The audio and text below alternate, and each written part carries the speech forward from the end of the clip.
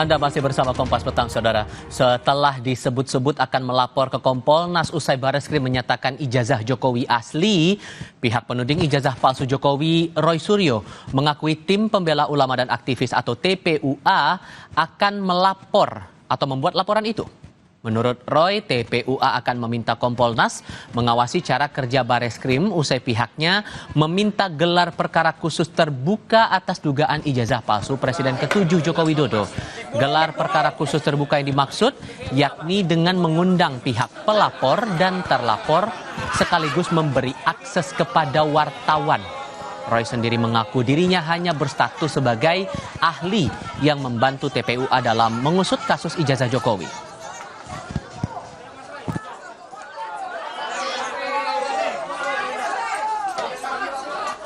Sebenarnya kami, saya, Dr. Roy Suryo, Dr. Rismon Hasiholan Sianipar, dan juga Dr. Tifa, itu tidak merupakan bagian internal dari TPUA atau tim pembela ulama dan aktivis.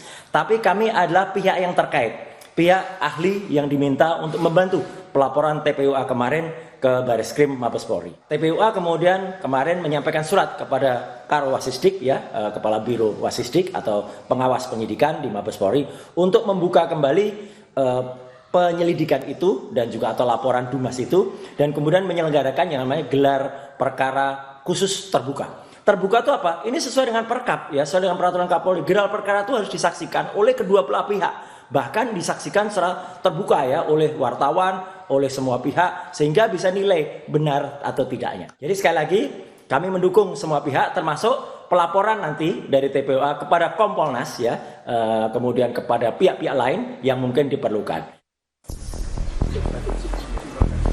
Presiden ke-7 Joko Widodo menanggapi santai ancaman Roy Suryo yang akan melapor ke Kompolnas usai Bareskrim menyatakan ijazahnya asli. Roy akan melapor penyidik Bareskrim yang sudah melakukan uji laboratorium ijazah SMA dan perguruan tinggi milik Jokowi yang tidak transparan. Namun menurut Jokowi ini adalah cerminan jika penggugat ijazahnya tidak percaya dengan lembaga negara dan institusi publik, meskipun sudah banyak yang menegaskan keaslian ijazahnya. Setelah Bareskrim kemarin, Pak Roy Suryo mau melaporkan penyidik Pak karena tidak percaya sama ijazah. UGM nggak dipercaya, Bareskrim nggak dipercaya, KPU nggak dipercaya, terus yang mau dipercaya siapa? Sebelumnya, Roy Suryo kerap mempertanyakan SOP Puslapfor Polri yang memutuskan ijazah Jokowi identik dengan materi pembanding tanpa mengundang para ahli dan dilakukan secara transparan. Alhasil, Roy pun meminta kinerja Bareskrim yang menguji ijazah Jokowi untuk dievaluasi dan diawasi oleh Kompolnas. Saya kira ini perlu disampaikan nanti kalau Bareskrim juga tidak diuji loh ya. Beliau nanti akan ada juga yang menguji apakah Kompolnas atau apa nanti ketika diperiksa. Apakah benar prosedur itu jalan dengan semestinya atau kemudian tidak presisi. Senin lalu, tim pembela ulama dan aktivis menyerahkan surat kepada pengawasan penyidikan di Bareskrim Polri agar dilaksanakan gelar perkara khusus atas pengaduan masyarakat terkait ijazah Jokowi. Alasannya, ada beberapa kejanggalan dalam proses penyelidikan dan keputusan Bareskrim menghentikan penyelidikan perkara karena dianggap tidak menemukan tindak pidana di dalamnya. Tim Liputan, Kompas TV. Kami bahas rencana TPUA dan Roy Suryo melaporkan penyidik Bareskrim ke Kompolnas ini bersama para narasumber. Bergabung saat ini mantan tenaga ahli utama kantor staf Presiden Ali Mokhtar Ngabalin dan Wakil Ketua Tim Pembela Ulama dan Aktivis Azam Khan. Assalamualaikum semuanya, dengan Tifal, apa kabar? Hei Tifal, Waalaikumsalam warahmatullahi wabarakatuh. Terima kasih sudah bergabung bersama kami. Bung Roy sudah mengadu ke Komnas HAM karena dugaan kriminalisasi, Bang Azam. Dan sekarang TPUA bareng dengan Bung Roy akan mengadu ke Kompolnas terhadap penyidik Bareskrim. Emang mau ngejar apa lagi sih, Bang Azam? Tidak ada yang dikejar, tentu ini kan masalah keadilan ya. Namanya keadilan itu ya sampai dimanapun ya kan. Kita akan mencoba untuk membangun itu semua, gitu loh ya.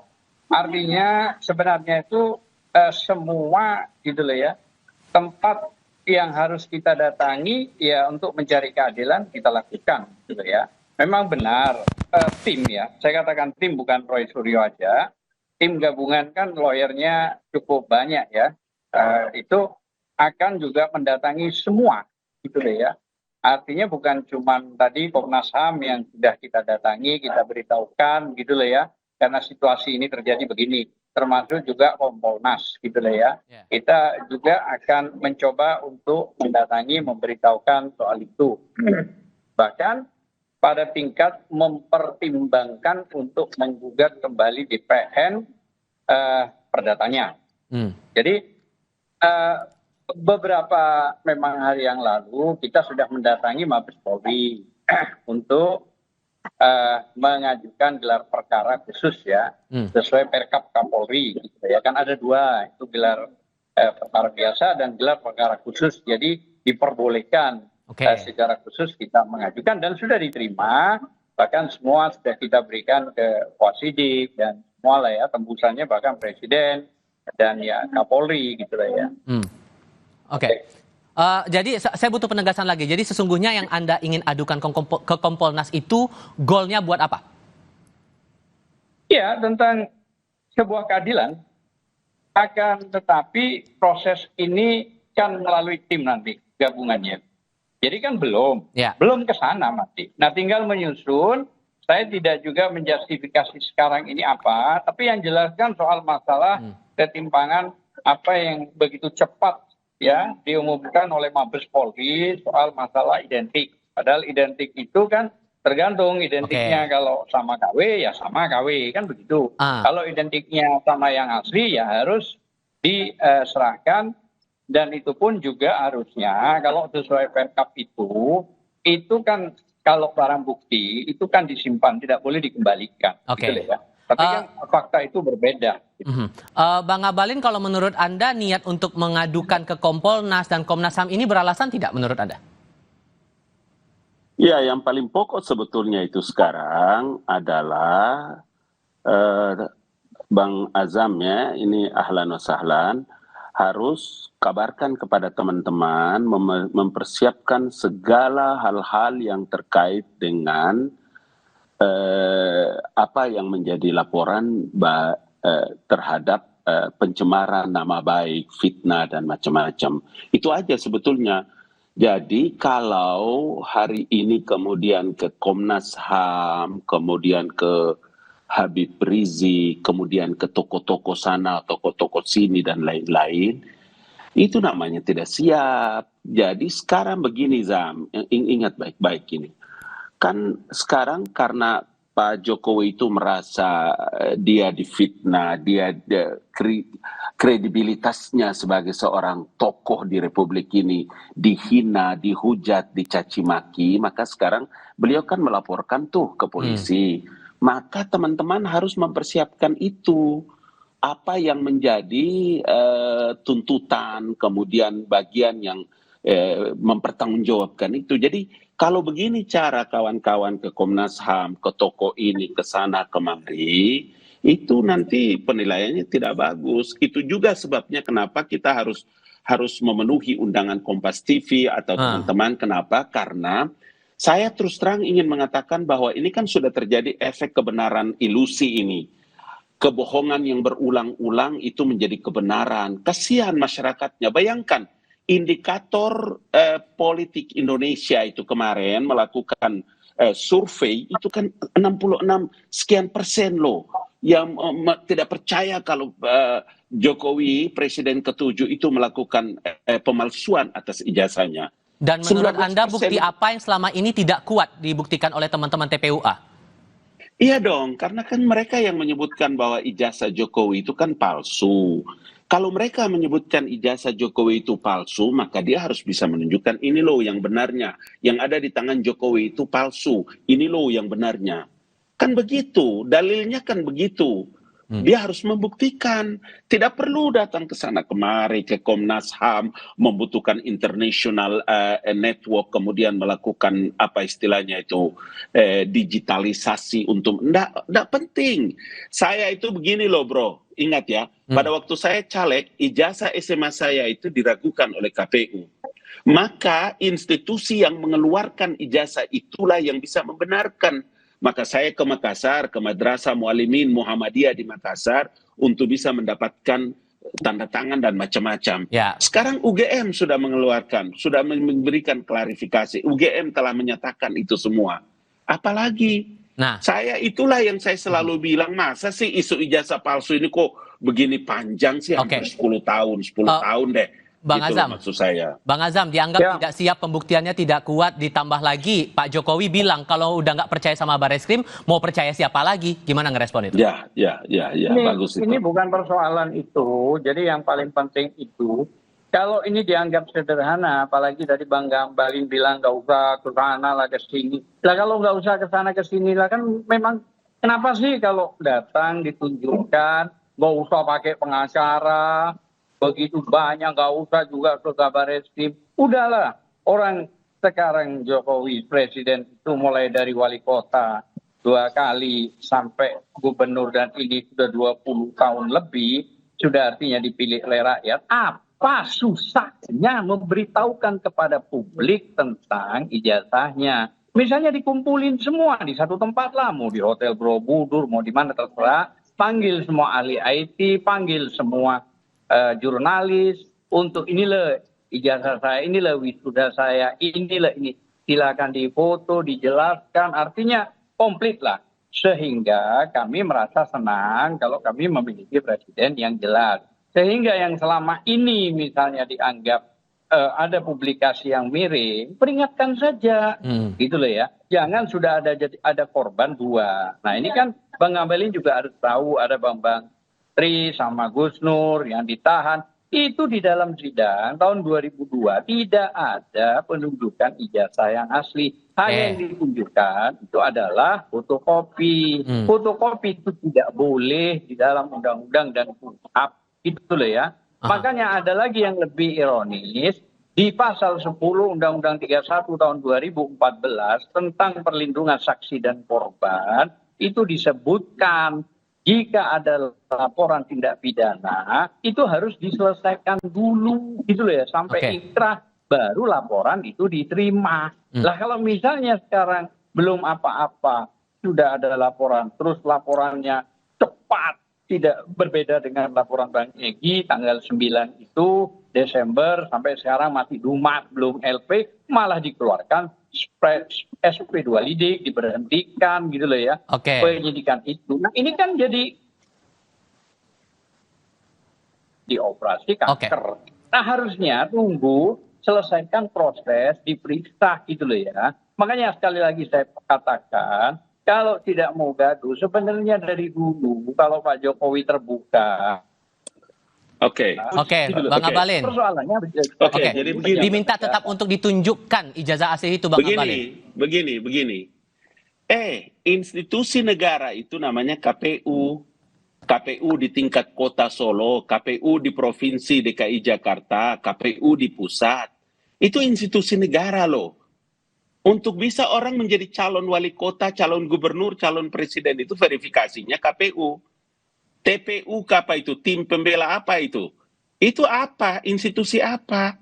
Kenapa justru kalian yang begitu terasa seperti hakim di atas segala hakim di Republik ini untuk menentukan sah tidaknya satu?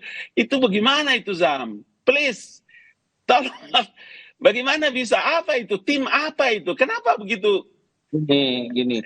Jadi coba lihat dulu, Zam. Dengar dulu. Tadi waktu antum ngomong, anak dengar. Sekarang anak ngomong. Maksud saya begini, Bos. Sekarang ini pemerintahan baru. Saya itu dengar langsung dari Presiden Joko Widodo pada waktu itu bahwa ya wes, sabar Ngabalin, karena kan ini sebentar lagi saya selesai. Mungkin saya selesai, sudah selesai. Terus kalau Presiden Jokowinya sudah selesai, masih terus dituntut soal ijazah. Mau ada apa? Apa karena anaknya ini sekarang wakil presiden, kemudian akan siap-siap juga nanti di 10 tahun akan datang setelah Prabowo dia jadi presiden? Ataukah untuk dalam rangka meng-grounded orang punya harkat dan martabat, atau bagaimana? Itulah yang saya bilang, waktu kita sudah selesai deh.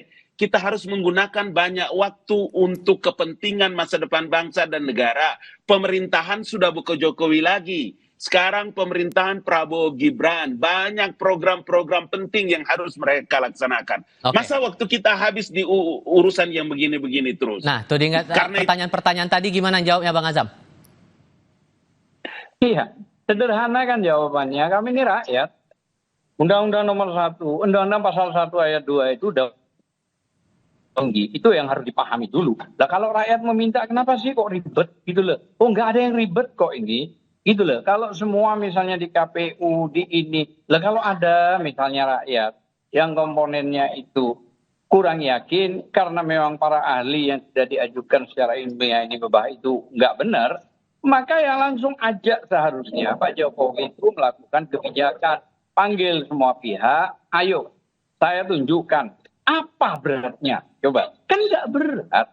Cuma nunjukin ijazah, panggil semua ahli, panggil semua media. Nah, kalau sudah terbukti benar nggak ada masalah, peringatkan orang itu.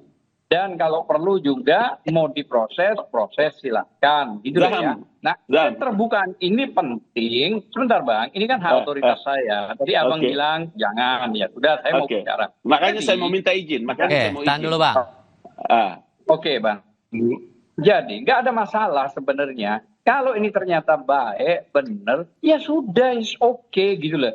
Nah kalau perang begini, akhirnya kan terjadi, masa iya sih mantan presiden yang dipilih rakyat, mulai dari wali kota, gubernur, sampai presiden 2 kali, sekarang rakyatnya begini, terus kira-kira tanda kutip ya, mau mengkriminalisasi, loh apa nih kok ada alasan? Loh buktinya pada saat dipanggil, klarifikasi undangan itu ada pasal yang tidak mungkin dilakukan, pasal 32, 35 itu ITE itu nggak ada itu kan penekanan secara kriminalisasi. Kalau memang ini mengarah kepada pencemaran nama baik, yaitu fitnah, cukup di pasal 310, 311, kalaupun mau ITE pasal 27 cukup, bertarunglah di dalam sidang di situ.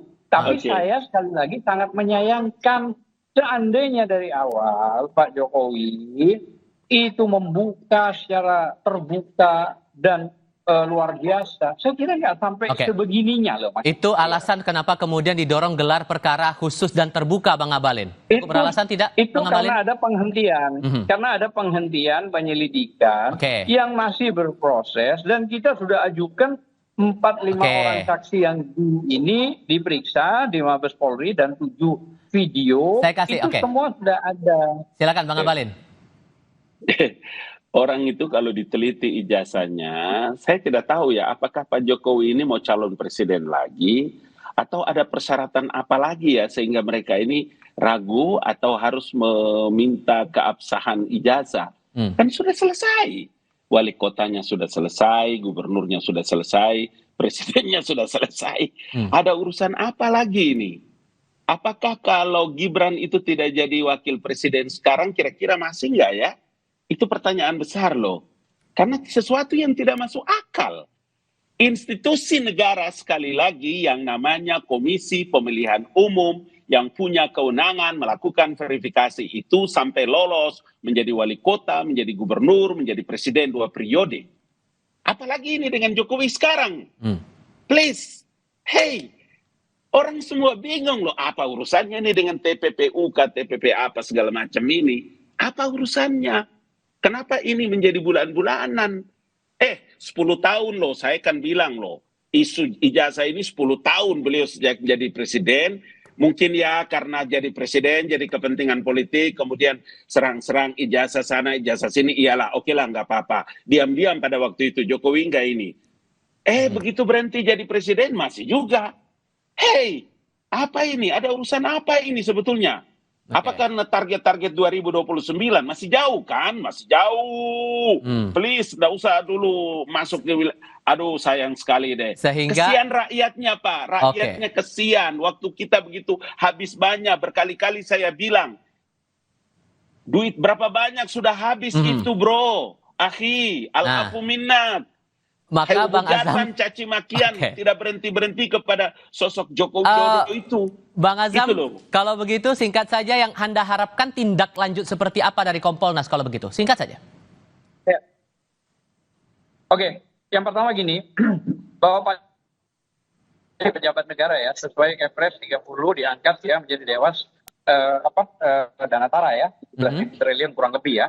Dan itu sesuai putusan MK 105 dalam kurung PUU 22 tahun 2024 bahwa boleh dikritik pejabat negara, pemerintah maupun korporasi dan kelompok orang. Artinya apa? Artinya memang tidak ada yang pantas untuk dilaporkan karena dia masih pejabat negara, digaji negara cukup besar gitu ya. Nah, kalau soal masalah Kompolnas kan belum, masih dalam proses.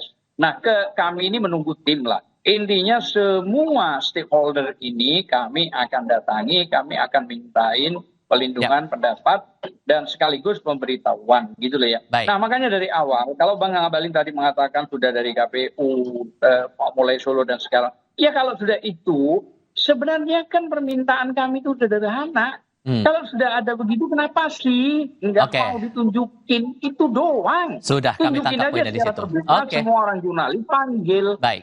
Saya kira mungkin itu. Terima kasih. Bang Azam dan Bang Ngabalin, terima kasih sudah berdiskusi bersama kami. Sehat selalu semuanya. Assalamualaikum. Ya, Waalaikumsalam warahmatullahi wabarakatuh. Terima kasih, Bang. Ya, makasih, Bang. Berita lainnya sesaat lagi, antusias melihat punggawa Garuda pendukung Timnas Indonesia ramai mendatangi lokasi pemusatan latihan Timnas di Gianyar, Bali. Tetap di Kompas TV.